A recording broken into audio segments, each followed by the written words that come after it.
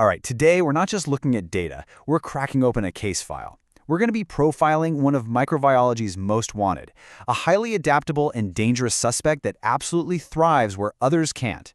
So, let's open the file. Now, our suspect goes by a few names, but this one is particularly chilling: the nosocomial phantom. Why that name? Because its favorite hunting ground is the one place we all go to get better: the hospital. It haunts the sterile halls, a true phantom menace to the most vulnerable among us. So let's get this case file officially open. The bug we're after is Pseudomonas aeruginosa. Now, the key thing you've got to understand about this microbe is its classification. It's a highly opportunistic pathogen. This isn't some indiscriminate attacker. It's a patient predator known for striking when our defenses are at their absolute lowest. And this definition right here tells you everything you need to know about its strategy. It's not about brute force.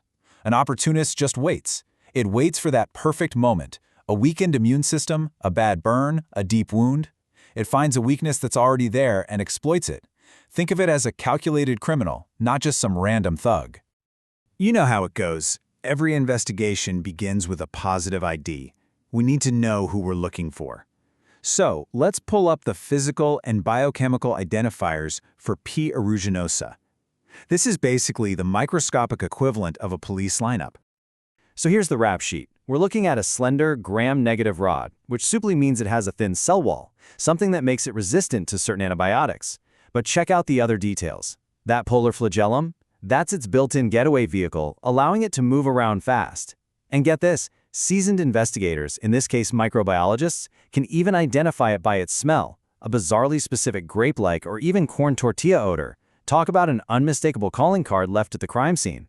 But hey, if the smell isn't enough of a clue, this suspect leaves behind some very obvious visual evidence. It produces a pigment called pyocyanin, which actually stains infections with a signature blue-green color. For investigators, this is like finding a brightly colored fingerprint smeared right at the crime scene. You just can't miss it. And this is how we confirm our suspect's identity back in the lab. These are its biochemical fingerprints. It tests positive for enzymes like catalase and oxidase, which help it survive in oxygen-rich environments. But it tests negative for lactose fermentation, meaning it can't digest milk sugar. This specific profile is absolutely crucial because it allows us to distinguish it from other common bacterial troublemakers. No chance of mistaken identity here.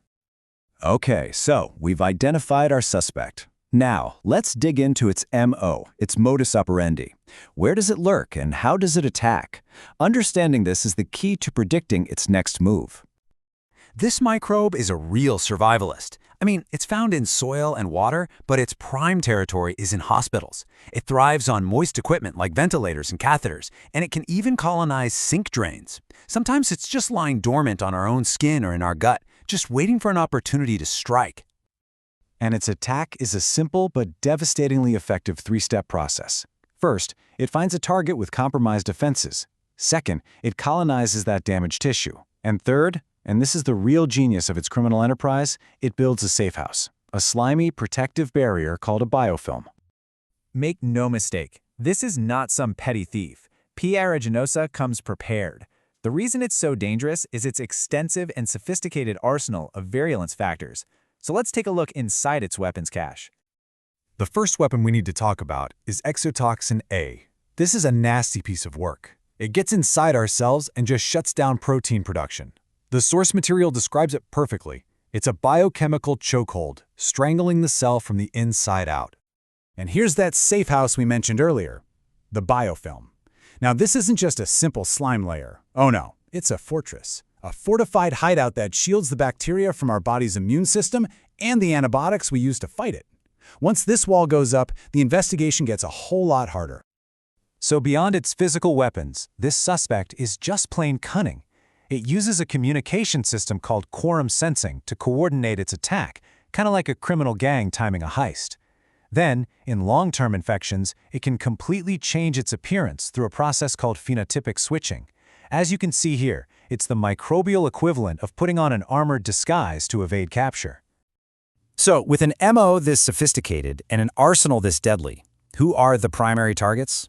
Let's look at the victim profile, which tells us everything we need to know about this opportunist nature. The victim profile is, well, it's telling. It preys on patients with cystic fibrosis, where that thick mucus in the lungs creates a perfect breeding ground. It targets burn victims, whose primary physical barrier, their skin, is gone. And it goes after those with compromised immune systems, from diseases like cancer, or people who are on ventilators, or have catheters. The common thread here is a breach in our natural defenses. This isn't a bacterium that picks a fight with a healthy host, it's a predator that seeks out the vulnerable. So, what's the final verdict? Well, Pseudomonas aeruginosa is a resourceful, adaptable, and formidable pathogen. Its ability to create biofilms, deploy toxins, and resist antibiotics makes it a master of turning a simple infection into a prolonged, chronic battle, especially within the walls of a hospital. And that leaves us with a final, really unsettling question. The biofilm is this suspect's fortress, shielding it from our best weapons. So when a criminal can build its own impenetrable hideout right inside the body, how do you ever truly bring it to justice? That's a question that keeps microbiologists and doctors up at night. Case closed. For now.